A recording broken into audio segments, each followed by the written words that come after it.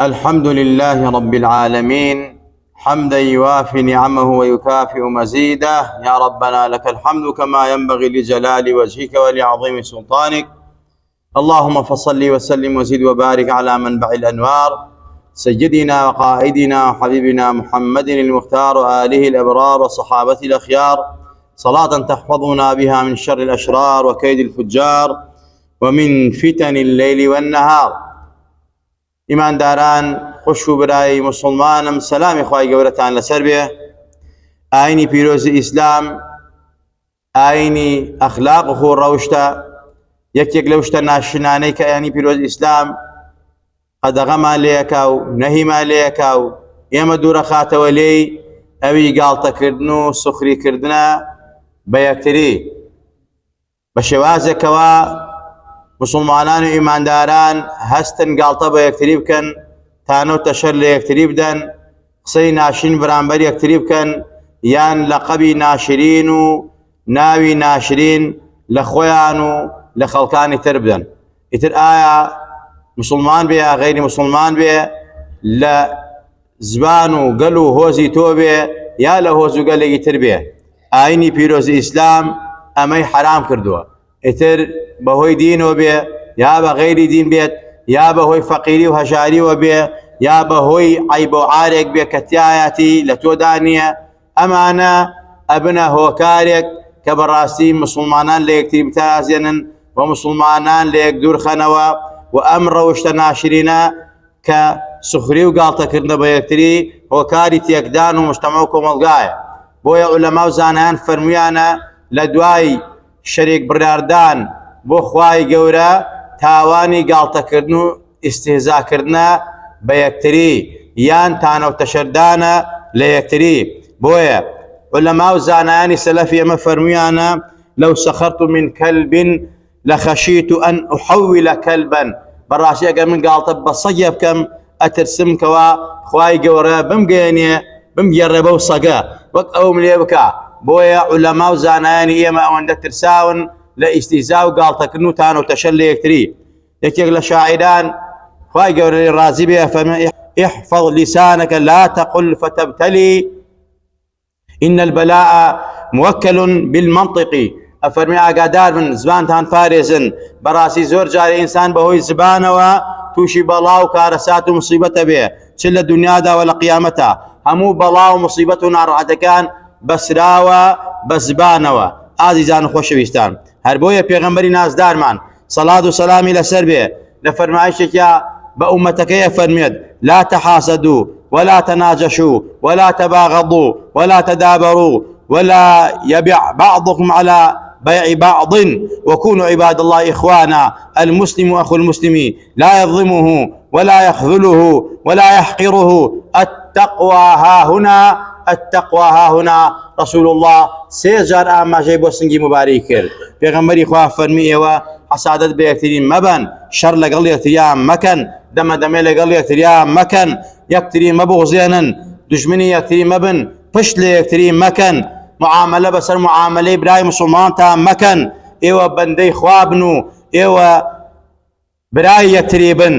مسلمان برای مسلمانه، ظلمی لیناکا، ستمی لیناکا، خجالتی ناکا، سوک و رسوائی ناکا، ببچوک سیری ناکا. تقوى لدلايا، تقوى لدلايا، تقوى لدلايا. آما جاي بسنجي مبارك الفرمي بحسب امرئ من الشر أن يحقر أخاه المسلم، كل المسلم على المسلم حرام دمه وماله وعرضه. يا غمري خواه فرمي صلاة والسلام تقوى لدلايا براسي كافي بس ابو انسان لقناه لتاوان وللشر ونغمتي لدنيا ولا قيامتا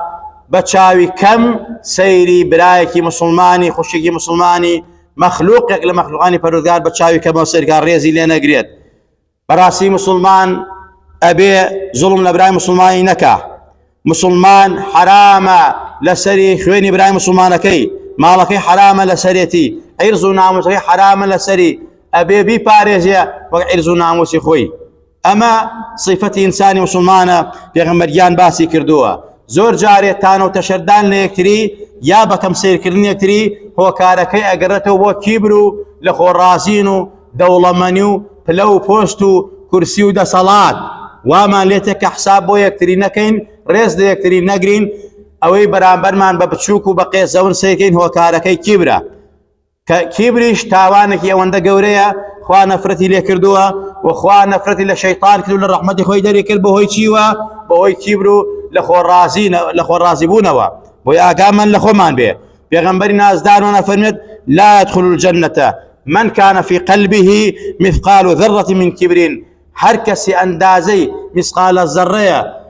خۆ بە زلزانین ڕازی بوون لە خۆی لە دڵیا بێ چاوەڕێی بەهەشت نەکا و بەهەشت نابینێ پێغەمبەری نازدارمان صلاة و سلامی لەسەر بێ ئەفەرمێت قال رجل إن الرجل يحب أن يكون ثوبه حسنا ونعله حسنة قال إن الله جميل يحب الجمال الكبر بطر الحق وغمض الناس براسي بياو حزكا يانشن حزكا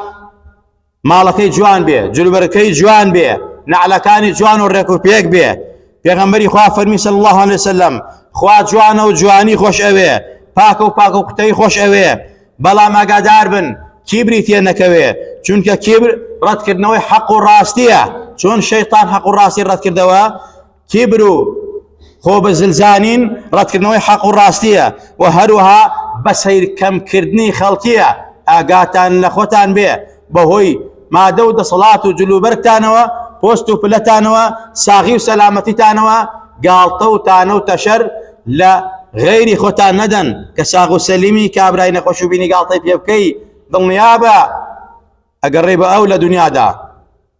ئەگەر کابرای فەقیری بینی گاڵتەی پێ بکەی بۆی دەوڵەمەندۆ خوا سووکر ڕسوا دەکات فەقیرتەکە لە دنیا لە قیامەتشا چاوەڕێی سزا و عقابی پەروەردگار بە خوای تەبارەک و تەعالا لە قورئانی پیرۆزە لە چەندین ئاەتە باسی ئەومانە بووەکە ئێمە بەڕاستی ئاگامان لە خۆمان بێت ئێمە بەدەسەڵات و پۆست و پلەی خۆمانە نەنازین ئەوەتە پێغەمبەری نازدارمان وما ينطق عن الهوى إن هو إلا وحي يوحى ئەو پێمانە فەرمێت ئاگادار بن گاڵتە بە یەکتری نەکەن یەکتری بەکەم سیر مەکەن خوای تەبارەک و تەعالا سەیری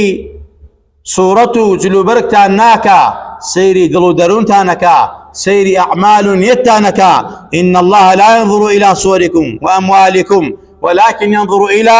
قلوبكم وأعمالكم خواهي قورة سيري أمدلتانكا خواهي قورة القرآن فرميت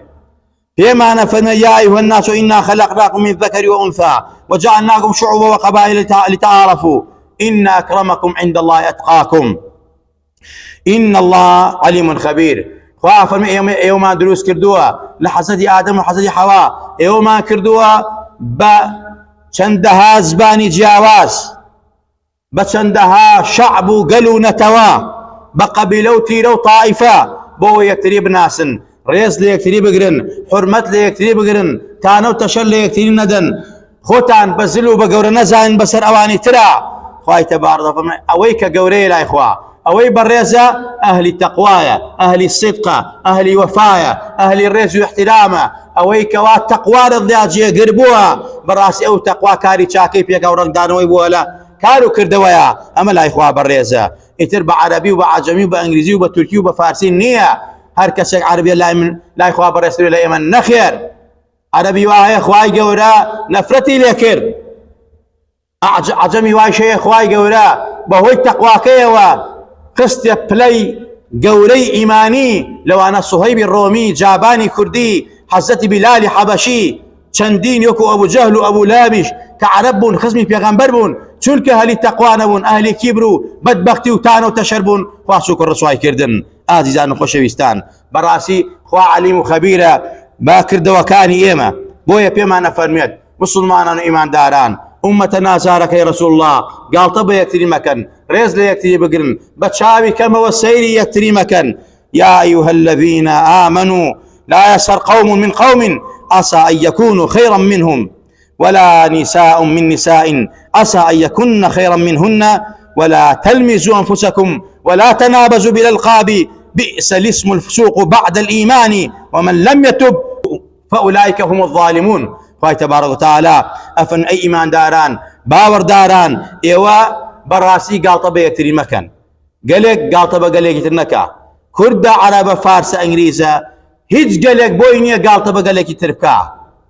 لای خوا هەر هەمووی عەبدی خوا و مەخلوقی خوایە واختلاف ألسنتكم وألوانكم اختلاف ألسنة وألواني إما جیاوازی زبان و ڕەنگەکان لە نیشانەی دەسەڵاتی پەروەردگار و وەحدەتی پەروەردگارە هیچ کەسێک بۆی نییە گاڵتە بەوی تر بکات و هەروەها پێمانە فەرمێت هیچ پیاوێک گاڵتە بە پیاوێکتر نەکا هیچ ژنێک بۆی نییە گاڵتە بە ژنێکی تر بکە چونکە لەوە چێم قەومە تۆ گاڵتەی پێکەی لە قەومەکەی تۆ باشتر بێ و چاکتر بێ ئەو پیاوەی تۆ گاڵتەی پێکەی بە چاوی کەمە سەیرەکەی بەهۆی فەقیری و داری نەخۆشیەوە بەهۆی عیبەیەکەوە تایە بەهۆی ناشرینی دەموچایەوە بەڕاستی لە تۆ باشتر و گەورەتر بێ لای خوای تەبارەک وتەعالا ئەو ئافرەتانەی گاڵتە بە ئافرەتەکانی ترەکەن ئیتر عیبیان تیا دۆستنەوە و تانە و تەشەران لێدەن گاڵتەیان پێ مەکەن لەوە چێ لای خوا لە ئێوە بەڕێزتر و باشتر بن ئێوە تانە و تەشەر لە یەکتری مەنن ئێوە لە قبی ناشرین لە یەکتری مەنێن چونکە بەڕاستی ئەمە کارێکی گوناهە تاوانەی گەورەیە هەر کەسێک تۆ بنەکا و لەسەرم حاڵە بمرێ هەمیشە تانە و تەشەر باز بێ ئەوە بەڕاستی زاڵم و ستەمکارە زاڵم و ستەمکاریش خوا نەفرەتی لێکا زاڵم و ستەمکاریش خوا لە دنیا و لە قیامەتا خوا ژیانی لێکا بە تاریکستان خوا نەفرەتی لێکا بۆیە ئاگادار بین تانە و تەشەر لە یەکتری نەدەین گاڵتە بە یەکتری نەدەین ئەم ئایەتە لەسەر کیا دەخوارەوە لەسەر سەحابەیەکی پێغەمبەر دەخوارەوە پێغەمبەر لە مجلیسێکا دانیشتبوو بە پەلە خۆی هەڵدا یعنی هەنگاوی بەسەر ئەو سەحابانە چووە پێشەوە بە خزمەتی پێغەمبەری خوا هەر ئەی فەرموو شوێنم بۆ بکەنەوە با دانیشم لە پێشیوە سەحابەیەک بوو ئەو سەحابە مەجالی نەدا ئەویش بەتانە و تەشەرەوە وتی ئەی کوڕەکەی فڵانە کەس ناوی دایکی بەخراب برد پێغەمبەری خوا بانگی کرد فەرمووی ئەی نەکبەتی بەدبەخت ئەوە تۆ سیفەتێکی زمانی جاهالەتی تایە ئەم ئادەدا بەزیە لەسەری فەرمی ئەوە چۆن تانە و تەشەر لە دایکەکەی و بە ناوی دایکی و بانگی و گاڵتەی پێەکەی ئیستیزای پێەکەی خوا ئەمەی قبوڵ نییە خوا ئەمە قبوڵ ناکا ئازیزان و خۆشەویستان بۆیە تانە و تەشەر لە یەکدان ئەمە تاوانی گەورەیە وەصیفەتی منافقەکانە منافقان هاتن گاڵتەیان بە پێغەمبەر و سەحابەی پێغەمبەری خوا کرد ئەیان وت وإذا لقوا الذين آمنوا قالوا آمنا وإذا خلوا إلى شياطينهم قالوا إنا معكم نحن مستهزئون إنما نحن مستهزئون الله يستهزئ بهم ويمدهم في طغيانهم يعمهون كاتي قشنا إيمان داران أيانو إما إيمان مان هي بخواو إما شون يوكوتينو إما شون قرآن كوتينو بلام كاتي أتم ولا الشياطين كان الرفيقيان أيانو قالوا إنا معكم إنما نحن مستهزئون يا مهلا قال يوين كل قال طيب مسلمان جيلانا كين أوانا دعمة وبدبختن أوانا فقير وجار أوانا يعني أنواع قال مسلمان كان كر بو إخواج فرمي براسي إما قال طبوانا كين إما استهزاء بوانا كين إما أوان نقمة كين لظلم تاواني أنا تا انتقامي تنيا لي سنين بو عزيزان قال تكردن بمسلمانان بإيمان داران بمخلوقات پروردگار بهر إنسانك بي وهر دينك بي تانا وتشري اللي يبدي لسد صفاتك أخواتي دروس كردوا خواهي تبارك وتعالى قالتك بيكا سوك الدكار رسواتك بس على المسلم كان والدبا بويا آقامان لخومان بي قالت بيكتري نكينو استزاء بيكتري نكينو تانا وتشر ليكتري ندين أي بعارف يا مانايا خواتي دروس كردوين أما بصلاتي پروردگارا إمامي غزالي رضا رحمتي خواهي لسربي باسي بياوك من بوكا أفرميت دموچاوكي ناشريني هبوا بلام يك بيوتوا بحكيم دكتوري هو أي حكيم يا قبيح الوجه أي أو كسي دموچاو چن ناشرينه بتيجا من شيبكم أم دموچاو ناشرين خوا دروسي كردوا وعلماء فرمون تانو تشلكسيك كنقص كتابه نخوش بيا أي بي كتابه تو تانو تشل خوا دي كي أتواني تانو تشل خواو لدى صلاة خواب رخنا لكاري خواب بقريه عزيزان روايات كده بياوك تانو تشري لقولان شيك دا اوي كوا بيسيخ الركع او قولان شرشكان تنبونك ناخوشي هي هر اون دوتي ام قولان شرشا ابيت شي بيا خوا بيويسي بما تشي دروسي كردوا تشي سوديكي بكو ملقا امشتا بيتو بوخلبون بيسا الله سبحان الله توشي ناخوشين يكبو هيش تكشار سري نبو خولميشي او قولان شنبه كحكيم كان دكتور كان هاتن وتيان شار سري ام قرأيتونية ام برينيتونية الا قولان شنبه اويش خولميشكي شن قولان شيك يعني هنا سوتان دان خولميش سري شفاي بو هاو ان جا دستي كد بقريان وتوبي كر وتيم خواي ور بيشاني مني دا كرخنم لمخلوقاتك قرد أو تا حكمة لدروستني أم مخلوقي پروردگارا كمن با ناشنو بون بي سير مكر أو أمر شارسي نخوشيني مني فكرا بوي عزيزان خوشويستان جا قرب سر اوي كتانو تشل لعبدك دا لمسلمانك دا لبياوك لشنك دا بوي فقيرو ناشنيو كم دسيو نخوشينوا دل نيابة خواي قورا او ناشنيو او نخوشيو او نارعتيه كبسر اواهنا يتاقيك نو اختباره بسر توايني وكو عذاب وكو رسوابون خوالهم لك ما راسي بيه خوالهم لك ما خوش بيه خوالهم لك ما باريزاوكا خواي جان اخلاق ما روش ما باريزاوكي خوال سوء خاتمه لا ما دي خواه حسنی خاتمان بیتیه خواه زبان من پارێزاوکەی خواه زبانێکی زاکیرمان بیتیه کە ذکری تۆ پێ بکەین دڵێکی پڕ لە ترسمان مادەیە کە ترسمان لە تۆ هەبێ دڵێک کەوا تەقوای تیا بێ خشوعی تیا بێ یا ربی خواه ئیمانی تیا بێ خوایە ئەخلاق و ڕەوشتێکی جوانمان بیتیه پێغەمبەر ئاسا و ئەسحاب ئاسا خواه عاقبەتمان بەخێر بگێڕی خواه لە گوناهی خۆمان و باوکو دایکمان خۆش بە خواه لە خۆمان و باوکو دایکمان ڕازی بە خواه چی مصلحتی دینی دنیای خۆمان و باوکو دایکمانی تایە خواه ئەمانە وانجام دەی خواه بە ئیمان و بمانژێنەوە بە ئیمان و مان بن بە ئیمان و زیندومان کەرەوە خواه وڵات و نیشتیمانمان لە دەرد و بەڵا و با و مصیبەت لادەی خواه لە دەپارڕێنەوە شەڕ و ئاش و فیتنە لە وڵاتەمان لادەی خواه لە دەپارڕێنەوە هەر کەسێک قازانجی بۆ دینمان بۆ ئەخلاقمان بۆ خاک وڵات و نیشتیمانمان هەیە بەرقەراری کەی هەر کەس لە دینمان لە ئەخلاقمان لە خاک وڵات و نیشتیمانمانەدا ئەم وڵاتمان بەرەو ئاقارەی خراپە خواه اگر شاوی دادی دادی اگر شاوی دادنی خواه تفلتو نایکی خواه لناوی بری خواه اوی فتنه با ولات ما نوی اوی آشاوی با ولات ما نوی اوی درو لقل ام ملتا دا اوی درو لقل ام ملتاکا اوی وعد بم ملتا دا و راسناکا و دروکا خیانتی لیکا خواه لی قبول لکی خواه درد و بلای بو بنیری خواه جل و جاهش تک بشینی بسرکا يا ربي خواهيان نتبارينا وشفاي نخوش كان من بي عاقبتي في كان من بقيري هدايتي كنت جوانا كان من بي يا ربي خواهي نتبارينا وبإيمان وبمانجنا وبمان زندو من كروا بس يبقى ساسيو تستيو تاريكيو نار عتينا وقور من بيتوا زبان من ثابت بي لو والله من فريشتغاينا وقورا لروج قيامتي شاء لخدمة بيغمبرا عشبان كي نجر بيداغ وبرچم آلاي لا إله إلا الله ومحمد رسول الله عشبان كي بيغمبر باغمان بكا ودرمان نكا بو دست مباركاني اوي كوسرمان باتي نتيو نكبتي دنيا وكان رزقان ما بيه خواه بسي بمسلماناني جيانا بيتوا بمشرق ومغربوا بتايبت مسلماناني غزة وفلسطين خواه لنا هامتيان لداماويان ديو شارو ولاتيان ستما كراوا خواه جولكي ملعون لنا وبرا خواه ستما كانكا خواه ترسو بيم خرد ليانوا خواه جيهو جاهن تيك بشكينا بسريكا خواه مسلماناني جيهان لزلتان لداماويان بتايبت مسلماناني غزة وفلسطين بور ماصين ام ولا مسلمانانا بيكسن داماون تنها تومان هي دفاع مان ليبكي پروردگارا بجنود سربازي خود فرياي اوانو ايمشكوا پروردگارا همو لايك مان لظلم وستم وخيانت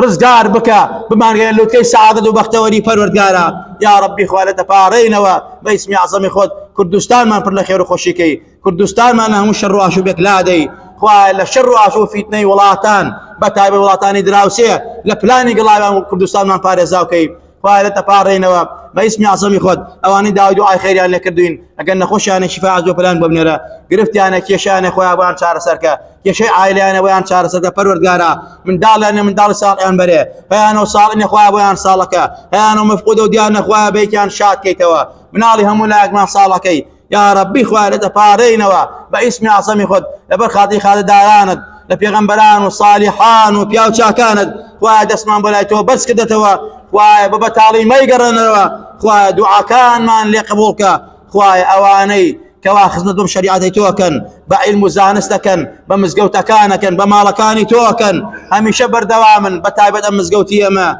اواني بشدار بوتيايا لبردي بنا غيوا حتى اكو قيام ساعه ومردن خواه بهمو دينار ودرهم يقداوانا بهمو كلمه خير كرديانا اي كانوا بردوامن خواه بخير وشاك بويان بنوسا بإحسان وصدقي جاري بويان بنوسا بك كشتي نجاتيان شفاء لخوشي خوي ومالو من داليان سربرزي وتاج عزة دين ودنيا خوان ومالو من دالي هم ولا يكمان آمين آمين أقول قولي هذا واستغفر الله لي ولكم ولسائر المسلمين.